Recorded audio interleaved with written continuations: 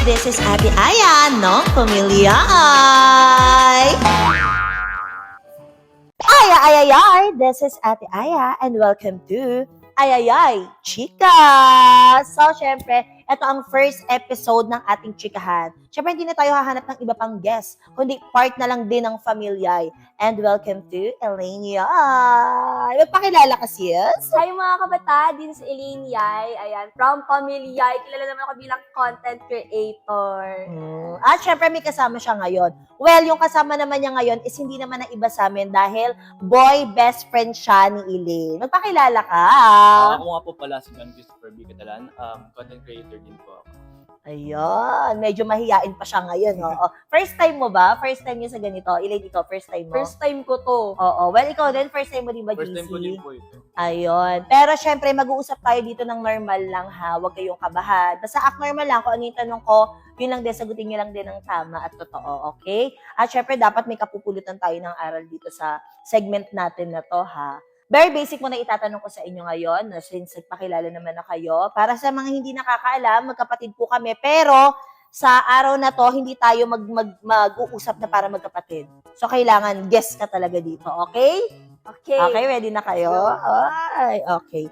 So, ano ang pinagkakabalahan mo ngayon, Miss Elaine? Ayan. Pinagkakabalahan ko po ngayon is, ayan, vlogging with my siblings. Ayan. Mhm.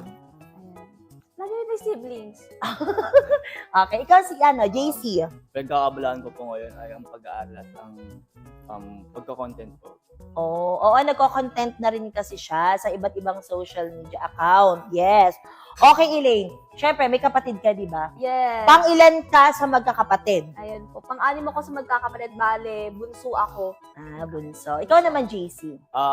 Apat po kami magkakapatid at ako po ay panganay. Ay, panganay. So, parehas pala tayong panganay, no? So, unahin mo na kita, JC, kasi syempre, as a panganay, ako kasi iba na yung generation ko, eh. Sa generation nyo, di ba? Ako kasi as a panganay before, talagang medyo mahigpit talaga yung parents at yung talagang generation namin. As a panganay ngayon sa generation nyo, mahirap pa rin ba? I mean, kasi ako kasi before, sacrifices nandiyan na yan, eh. Kumbaga yung ako na-experience ko na mag-alaga ng mga kapatid ko, mula sa sumunod sa akin hanggang kay Elaine. So, ikaw as a panganay, ano ka ngayon? Mahirap din po maging panganay dahil yun nga po yung sinabi niyo po na nagsasacrifice po tayo sa pag-aalaga ng mga kapatid, pagkikilos po sa mga bahay, ganun po. So may mga ganun pa rin pala ngayon, yung mga kabataan pa rin pala ngayon is ganun pa rin, same pa rin dati na kumikilos pa rin sa bahay. Akala ko kasi hindi na. Kasi parang yung yung iba ko kasing kapatid, may pagkatamad na rin kasi talaga sa gawaing bahay. Hindi ko na sasabihin kung sino kasi baka may tamaan dito. Ay, hindi ikaw. So, ikaw naman, Elaine, as a bunso. Bunso ka, di ba, sa atin? So, kahit alam ko, tatanungin ko para malaman din ng mga viewers natin. As a bunso, ano naman yung experience mo? Experience? Ano ba? As a bunso kasi, ayan, karamihan naman siguro sa atin, nakakaramdam din tayo ng ganyan, favoritism. Siyempre, hindi mawala sa atin yun, di ba? Lalo na as a bunso, sa ate ko po ako lumaki. Ayan. Kaya okay naman po kasi ngayon, nakakasama ko naman yung mga kapatid ko, kaya masaya naman talaga ako. Pero kasi, dati talaga, malungkot. Kasi, Bakit ka malungkot? kasi tawag dito, Okay lang yan, go. kasi, dati talaga is, lumaki ako sa ate ko. Ulit-ulit kasi. Charis. Sige, okay lang. Kinakabahan kasi first time kasi ngayon. Okay lang yan. So, lumaki ka sa akin, di ba? Ako nag-alaga sa'yo. Ako po nag-alaga sa So, ang tanong ko, as a bunso, kamusta naman ba yung experiences mo at your age? Di ka ba nahirapan? Kasi kami, as a panganay kami, na experience namin na nag-alaga sa inyo, medyo mahirap din talaga eh. Siyempre, may mga gusto din kaming gawin, hindi namin nagagawa kasi may responsibility agad kami. So, ikaw as a bunso?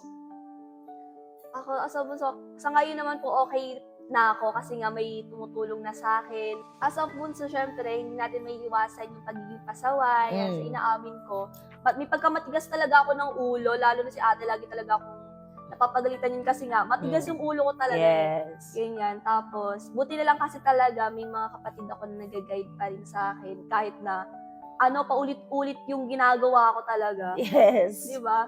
Tsaka sobrang swerte ko rin sa mga kapatid ko dahil nga hindi lahat, di ba, ng magkakapatid, magkakasama, gina-guide yung Bawat isa. yung bawat isa.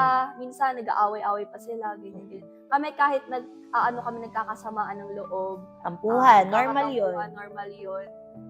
Ayan, nagkakabati pa din, ganyan-ganyan. Kaya talaga, Kasi at the end of the day naman, wala naman kasi tayong ibang kakapitan or lalapitan, kundi family pa rin natin, mga kapatid pa rin naman natin. Tama ba? tama. Oo, kasi yung mga friends, nandyan lang yan eh. In good times, yan, maasahan natin sila.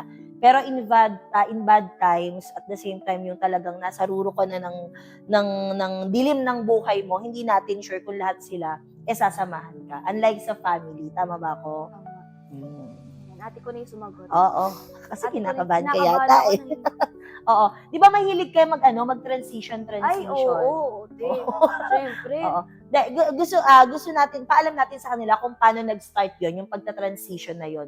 Isa din talaga sa mga matataas na views na mga video mo is yung transition mo. Ay, oo, Oo, di ba? So, saan nag-umpisa? Ikwento mo sa kanila kung paano nag-umpisa yung transition. Sino yung naging inspiration mo dun? May naging inspiration ako isang TikToker talaga.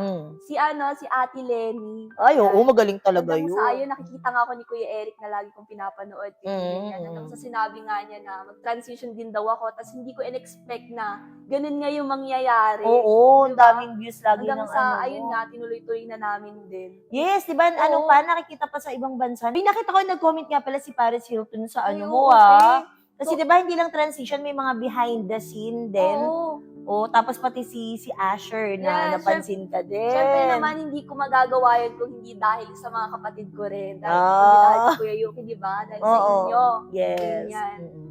Di ba, te? Oh, tsaka may kasama pa pala tayo. Ibig sabihin, Usap. Diba? JC, ikaw naman.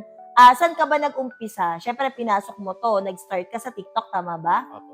Oo. Then, matagal na kayo magkaibigan ni Elaine, di ba? Paano ka pumasok dito? I mean, sino din yung naging inspiration mo? Naisip mo lang ba? Nagustuhan mo lang ba isang araw na gusto ko maging influencer? Gusto ko maging, ang tawag dito, social media artist? Paano ka nag-umpisa dito? Naging inspiration ko po ay ang Family Yay po talaga. Lagi po talaga napapanood ang Family Yay. Para ka namang At ngayon po ay nakakasama ko na po sila. Galing. Oh, tapos? Ayun na rin po, nagko-content na rin po kami ng mga So ibig sabihin, kami yung naging inspiration mo. Opo. Oh, lalo na si Elaine, no? Yes. Influensyahan pala tayo. Oo, may na-influensya. Good influence naman tayo siguro, no?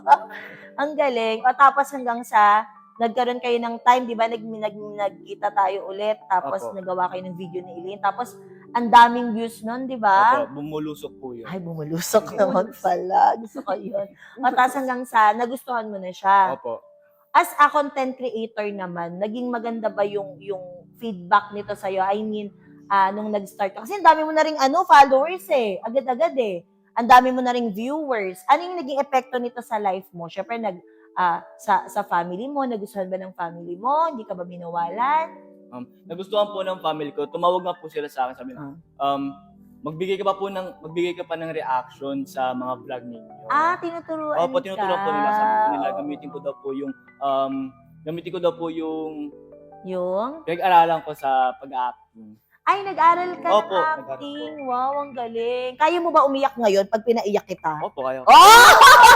Sige nga, kunwari nga. 3, 2, 1. JC, bakit mo ginawa yun? Hindi ganun. Ay, di ba? Di ba? Paniyak nga eh.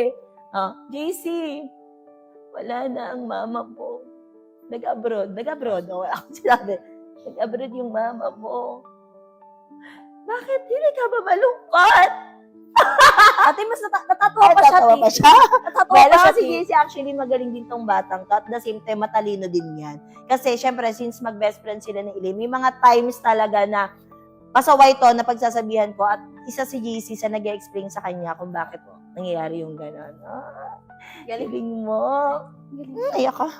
Ay, joke lang. So, as a malaki tayo as a family, syempre marami kami magkakapatid, same as JC. So, ako ang panganay, si Ate Erica, si Kuya Yuki, si Ate Ina, si Kuya Adrian, at ikaw. So, syempre meron tayong mga bonding moments. So, ikwento mo sa kanila kung ano yung mga moment na, ayun nga, yung bonding natin, kung ano yung mga na-experience mo na, natatandaan mo na masaya tayo, ganon.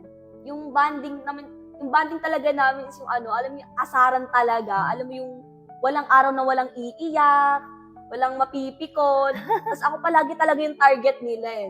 Syempre, lagi bunso yung ka, target ganun nila. talaga, pag bunso. Oo, hirap nga maging bunso talaga eh. Ayan. Tapos, syempre, yung... Happy pill ka kasi namin. Oo. Kaya talaga lagi nila ako pinapayak lalo na pag tuwing kakain kami sa labas, ganyan, kakain kami sa labas. Pati na rin siguro yung pagbablog namin, banding na rin namin kasi araw-araw talaga namin ginagawa. Oo, yun naman yung kagandahan namin kasi hindi namin siya tinitake as trabaho lang.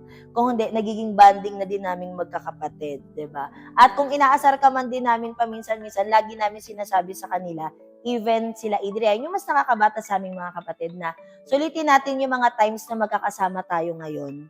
Kasi darating yung time na maghihiwa-hiwalay tayo kasi magkakaroon tayo ng mga sarili-sarili nating pamilya at hindi natin alam kung hanggang kailan to.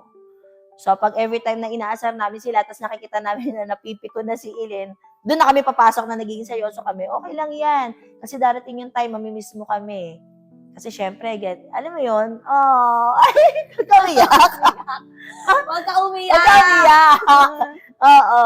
So, syempre, bago ka umiyak, tanungin naman natin si JC. Ayan. Ikaw naman, JC, ano yung natatandaan mo na happy moments or yung bonding nyo ng family mo? Yung pag lagi po kami nag-aasar, tapos kumakain po kami sa labas, ayun po talaga yung bonding po talaga. Ay, namin. wow. Tapos naglilinis po kami ng mga bahay kapag wala pang kaming Sana ginagawa. all. Hindi ko kaya yun! Di mo kaya yun. So ano ka, kahit lalaki ka din talaga, kumikilos ka din sa bahay, tinuturuan mo yung mas nakakabata mong Opo, kapatid na tinuturuan ko po. sa mga gawaing bahay. Opo. Kaya pala sanay na sanay siya. Actually si JC, pag pumupunta to sa amin, hindi na namin siya tinuturing as bisita. Kasi parang family member na rin siya, naghuhugas siya ng plato. Kaya pala sanay din siya sa gawaing bahay. Turuan mo si Elaine. Turuan mo ba? Para ano din. Para sanay din siya. Oo. So, Eileen, di ba marami tayong magkakapatid? Same as JC din, gano'n din, marami din magkakapatid. So, dumating ka na ba sa point ng buhay mo na nagselos ka sa kapatid mo, kala mama at papa? Siyempre, hindi natin maiiwasan talaga yan, ate, di ba? Oo, Yung naman. pagiging selosa sa mga kapatid, lalo na pag yung isa binibilan ng gamit, tapos ikaw wala ka, di ba? Yun, naranasan ko rin din po kasi yun. Lalo na, syempre, si Kuya Adrian, ayan, lagi ko kasi napapansin talaga dati na siya lagi nakikita, Oo. siya palagi yung, kaya talaga, nakakaramdam talaga ako ng selos. Tapos, syempre, hindi ko rin nasasabi sa kanila yun, hinahayaan ko na lang talaga. Actually, si Eileen, open naman siya sa akin pagdating sa gano'n na, ate, bakit si Kuya Adrian, bakit parang iba yung treatment nila, mama? Para sa mga hindi nakakaalam, si Adrian kasi, since then pa lang, nabibi pa lang siya, sakitin kasi talaga si Adrian. At hindi lang basta-basta, ang dami na rin pinagdaanan ng Kuya Adrian niya. Kaya siguro parang nafe-feel niya na mas naaalagaan si Kuya Adrian niya. Buti ikaw kahit, kumbaga, payat kasi ito talagang ganito na yung katawan nito before. Buti nga hindi siya nagiging sakitin. Ayun. So, siguro kaya parang nafe-feel mo na mas nabibigyan ng pansin si Kuya Adrian mo kasi nga, sakitin siya. Pero yung sa love naman, same lang naman yun. Yes. Oo, yung sa mga ganun lang na actions, na-feel mo. Pero nakakita mo naman kami, mahal ka naman namin ng mga Kuya Eric mo, di ba? Kuya Yuki mo, kahit na pagsasabihan ka namin madalas. Pero para sa inyo din naman yun. Di ba? Tama ba, Yuki? At syempre si JC naman, tanungin naman natin siya. Ikaw naman, syempre marami kayong magkakapatid, di ba? Nakaramdam ka na ba ng selos? Syempre panganay ka. Ako ramdam na ramdam ko yan as panganay eh. Pero gusto ko muna marinig yun sa'yo. Asa panganay po talaga, hindi po rin natin maiwasan na magselos tayo sa mga nakakabata nating kapatid. May mga times na mas, meron silang mga gamit na gustong-gusto mo, pero parang sila lang yung meron. Ganun po. Oo. Kasi ganun talaga as a panganay, kailangan mo mag-sacrifice. Yes po, yung Diba? nga po yung sabi ko na kailangan po natin mag-sacrifice as Oo. panganay. Pero hindi ka naman ba nagtatampo pag kami mga ganung scenario? Hindi po nagtatampo. Ang inisip ko lang rin po, kung anong meron sila, masaya na rin po. Yes. Ako ganun kasi ako sa mga kapatid ko before. Okay lang na wala ako, basta makita ko sila na meron, okay na ako doon. Sometimes, syempre, parang medyo magtatampo ka, magsiselos ka, pero at the end of the day kasi pag nakita mong masaya yung mga kapatid mo sa mga binibigay ng mga magulang mo, parang okay na rin sa'yo, nagiging masaya ka na rin. Di ba? Yes. Galing mo talaga, kuyang-kuya ka, ha? Pero naiyak ka. Hindi ako naiyak. Ano, naiiyak ka. So, nagkakaroon din tayo, syempre, as a family, hindi maiiwasan, nagkakaroon tayo ng mga problema. 'Di ba? Nagkakaroon tayo ng tampo, pumasok na nga doon yung tampo, sinabi nyo kanina. So, paano nyo yun finipix? Nagiging vocal ba kayo? Sinasabi nyo ba? Like, for example, ikaw, nagkakaroon ka ng tampo, kunyari sa akin, sinasabi mo ba? Or kinikip mo lang yun sa sarili mo? Kinikip ko na lang. Kasi talaga ako dati mahiyain. Pero ngayon naman, hindi na ako nahiya sa kanya kasi nga, naging na rin ako, comfortable na ako sa kanya. So before, marami ka talagang mga tampo na sinasarili mo lang talaga. Yes. Ano ba, nag-open ka ba sa mga, siyempre sabi mo nga, kinikip mo. So may mga moment ba na kinukwento mo or may napag-o-openan ka ba bukod sa, kasi sabi mo kanina sinasarili mo lang, di ba? Minsan nakapag-open ka sa akin pero hindi ko alam. Nakakapag-open ka rin ba sa mga friends mo? Ako kasi kinikip ko lang din yung mga problema ko, pero pag hindi ko na talaga kaya, nilalabas ko na talaga, especially kay ate. Oo. Pero hindi lahat sa kapatid ko, kay ate lang talaga minsan. Kasi nga super close talaga kami. Yes. Parang anak ko na rin kasi yan. Kasi sa akin talaga lumaki. So, may mga moment talaga na kinukwento niya sa akin yung mga nagiging problema niya. Like, halimbawa, yung tampo-tampo, ate, pinagalitan ako ni ate Erica, ganit tama naman yung side ko, yun. Pagka mga ganong moment naman, ina-explain ko sa kanya at the same time, kinakausap ko din yung iba kong kapatid, napagsabihin niyo daw si Eileen, ganito, ganyan. Yung mga ganun lang. Pero after all naman nun, kapag na-explain ko naman sa kanila, especially yung mga kapatid namin, nagiging okay naman na. Parang ginagawang biro na lang namin. Umiyak ka po, ganito naman. Yung mga ganun ba? Siyempre, normal yon as magkakapatid, di ba? O ikaw naman, JC. May mga moment ka ba na, kinikip mo ba lang yung problem or yung nararamdaman mo? Or nagiging vocal ka sa family mo? As this generation po, ay takot po ang mga kabataan na magsabi ng mga problema sa kanilang pamilya. At dahil po baka di lang po sila pakinggan yung mga problema. So may moment ka na. Opo, ganun po ako. Pero pag too much na po, nagsasabi na po ako sa family ko kung ano po ba yung problema ko at nasusolusyonan po naman po ito. Kasi hindi ko din alam yun, kasi lalaki ka. Opo. So kasi di ba ang mga lalaki, more on mas gusto niyan, kinikip talaga yung problema hanggat kaya. Pero ako, ang maa-advise ko lang sa inyo, as ate nyo na lang din, di ba? Kung meron kayong naramdaman or meron kayong, yung naguguluhan kayo, sa sarili nyo or problema, much better kung magiging vocal kayo, kausapin nyo yung family member nyo, 'di ba? Kasi wala naman kayong, katulad ng sinabi ko kanina, wala naman kayong ibang aasahan, especially pagdating sa problema at walang ibang iintindi sa inyo, kung hindi, family nyo lang din, 'di ba? Instead na magkwento sa iba, much better sa family nyo na lang din kasi pwedeng nakikinig lang sila sa inyo, pero at the end of the day, hindi natin alam ang thinking ng ibang tao Diba? Unlike sa family member mo na kahit na gaano kasama ang ugali mo, iintindihin at iintindihin ka pa rin. May struggle ka ba na nalampasan na hindi mo sinabi sa family mo? Yung nabully ako siguro nung elementary. Ayun yung pinaka malalang nangyari sa akin talaga. Pwede open ka ba na ikwento? Siyempre. Sige. Sa ko lang siguro, nito ko lang din nasabi sa inyo, di ba, Te? Recently lang. Yung nabully talaga ako ng elementary, nakaranas talaga ako nung tulad ng panlalait niya, di ba? Nung sinasabihan nila ako ng, wala daw ako mukha sa magkakapatid. Ako lang daw yung iba sa magkakapatid. Ganyan. Tapos, syempre, nasa ko rin madikita ng bubblegum sa ulo talaga. Lalo na yung kinukulong talaga ako sa bahay niyo nun, hindi ko makakalimutan nun. Tapos hindi ako nakakapagsabi kila ate kasi natatakot ako. Kasi tinatakot ako ng mga kaklase ko. Ultimo sa mga teacher, di ako makapagsabi din kasi natatakot din ako. Na baka nga ganyan-ganyan, di ba? Baka lalo kang bulihin. Yes, baka lalo akong bulihin. Pero kahit na gano'n, nagtapos pa rin talaga ako doon. Oo naman. Sa school, nagtapos pa rin ako doon. Meron pang senaryo, maisingit ko na lang din. Merong senaryo si Elena. Umuwi siya galing school, puro sulat yung damit niya. So, tinanong ko siya, sabi ko, ano yan, bakit may sulat? Hanggang sa pinagtatakpan pa rin niya. Hindi ate, baka hindi sinasadya, nasulatan na ng kaklase ko. Tapos sinasabi pa niya minsan. Kasi 3 araw na sunod-sunod na ganun eh. Bakit kako ang dami pa ring sulat? Ano nangyayari? Tapos sinasabi niya, hindi ate, nasusulatan ko lang minsan, ganun. Hanggang sa isang araw, nahuli ko na kasi nga, nalaman kong iba yung nagsusulat sa damit niya dahil bastos na yung dinodrawing na hindi niya alam. So, umuwi siya sa bahay, may bastos doon na drawing sa damit niya. Doon ako nagalit. Ano yan? Ganito, ganyan. Hanggang sa in-open up na niya sa akin, na ganito, ganyan. Pinapakiusapan pa niya ako na ate, hayaan na lang natin. Kasi baka lalo nila akong bulihin, baka lalo silang magalit sa akin. Sabi ko, kung hindi natin puputulin yung ganyang sitwasyon, magpapatuloy yan pag hinayaan mo. 'Di ba? So, kailangan ipakita mo din na brave ka sa sarili mo. Hindi naman pagiging brave na labanan mo sila eh. Kundi magkaroon ka ng boses para sa sarili mo, magsalita ka. 'Di ba? Hindi masama 'yun kasi sometimes sa mga simpleng ganon na nangyayari or na-experience natin sa buhay, doon pa nag-uumpisa yung nadidepress ka na, nagkaka-anxiety ka na, kasi hindi mo kayang ipagtanggol yung sarili mo, kasi hindi mo ma-open sa mga taong mahal mo dahil natatakot ka sa kung anong pwedeng kahinatnan nun.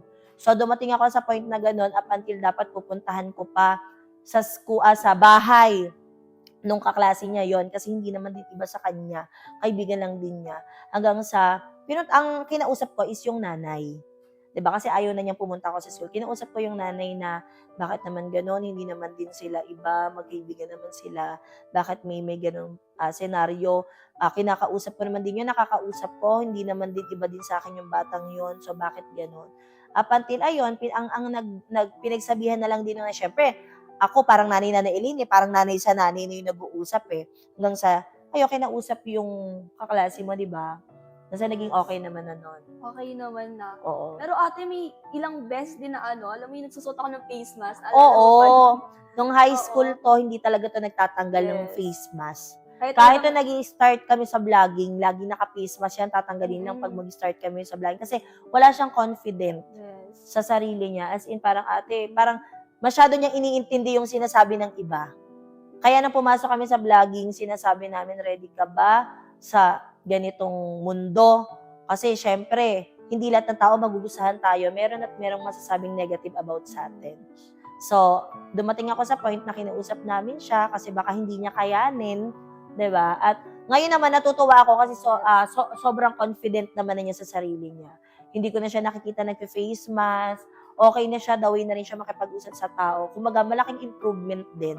At malaking bagay yung nakakapag-open ka, 'di ba, ng problema sa family mo. Tama ba ako? Yes. Ikaw naman, JC, meron ka bang na-experience na gano'n katulad mo kay Eileen?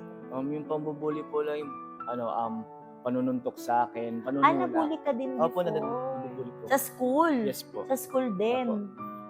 Pwede mo ba ikwento kung ano yung nangyari nun? Nung time po kasi nun, may pinagawa po sa aming halaman, Oh. which is aalagaan po namin. Mhm. And then yung isa ko pong classmate, Mm. may galit po siya sa akin. Oh. And then, nung ilalagay na po yung halaman doon sa gilid ng room, doon po namin nilalagay yung halaman po namin na ilalagaan natin. Nagulat po ako noon na bakit lantay po yung yung halaman Halaman ko. mo. Oh. Tapos nalaman ko po na binuhusan niya po ng maraming tubig tapos sinapak-apakan niya po. Tapos yun po, wala po akong grades noon. Oh. So, hindi mo na-explain sa teacher mo na hindi naman po ganyan yan, baka po may ganyan. Hindi mo Opo. na-explain. Opo, sabi po ng teacher ko na wala naman po daw akong pruweba kung sino nagkano. Pero alam ko po na yung isa ko pong classmate, siya po yung gumawa kasi siya lang po may galit sa akin. So, after nung pangyayari na yon, nai-open mo ba siya sa mother mo, sa parents mo? Opo, na-open up ko po sa tuwing nabubuli po ako. Nagiging vocal ka naman, sinasabi mo. Opo. Ano Pag too nagiging much na po. action ng parents mo? Pinupuntahan po nila sa school, tapos kakausapin po nila yung bata, yung classmate ko po, tapos yung parents din po. Ayun. Yun naman ang kagandahan, di ba? At least, after nun, ano nangyayari? Nagsorry ba sa'yo yung classmate mo? Opo, nag-sorry naman po. Tapos, di na niya po ako binubuli. Oo, 'di ba? Sobrang laking bagay din talaga kapag nakakapag-open ka at nasosolusyonan yung problema. Yes 'Di ba? po, Kaysa yes po. kinikip mo. Parang ang mangyayari kasi sa mga bully na yan is parang ang mindset nila, okay lang sa kanila na binubully sila. Okay lang na ganito, ganyan. Hanggang sa ulit-ulitin na lang din, 'di ba? Hanggang sa magkakaroon talaga ng malaking epekto sa atin yun as individual. 'Di ba? Proud ba sa'yo yung family mo ngayon? Sa tingin ko, oo.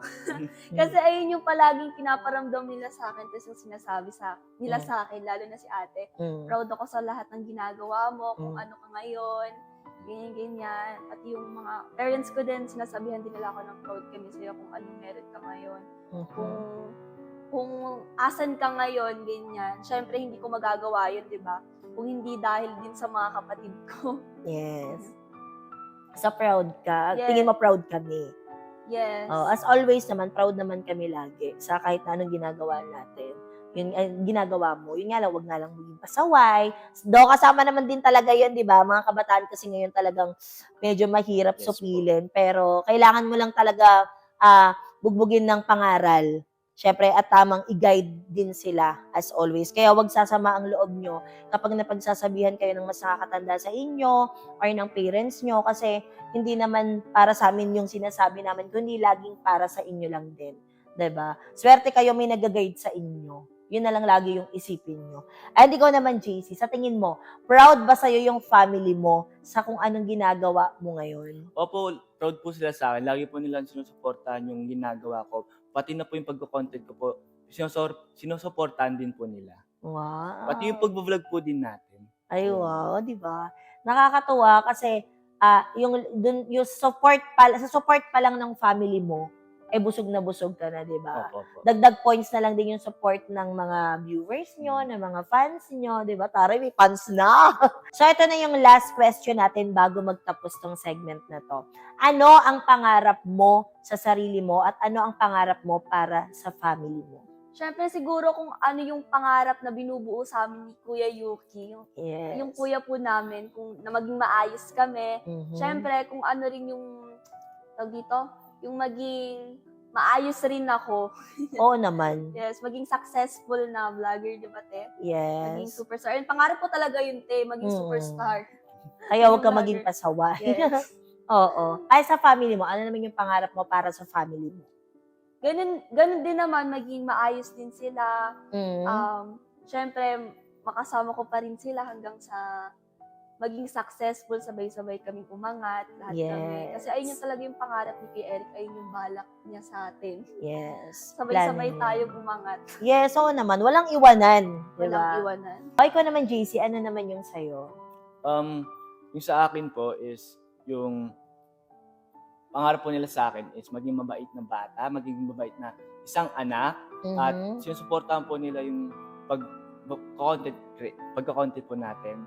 And then yung makapagtapos po ng pag-aaral. Yes. Oo. Syempre, hindi naman habang buhay kami yung makakasama mo di ba? Opo. So, kailangan mong pagbutihan lagi para sa sarili mo, para sa family mo, at laging sinasabi ni Yuki sa atin, madaling magpakabait kaysa sa magpakabuti. Di ba? Lagi ko naririnig sa kanya yun Yung pagiging mabait, kaya nating ipanggap yan Pero iba pa rin pag yung naging mabuti ka as individually sa sarili mo. Kasi pag naging mabuti ka, magre-reflect mismo yon, 'di ba? Sa paligid mo, 'di ba? Yung mga ganung bagay. Kaya dapat piliin natin laging maging mabuti.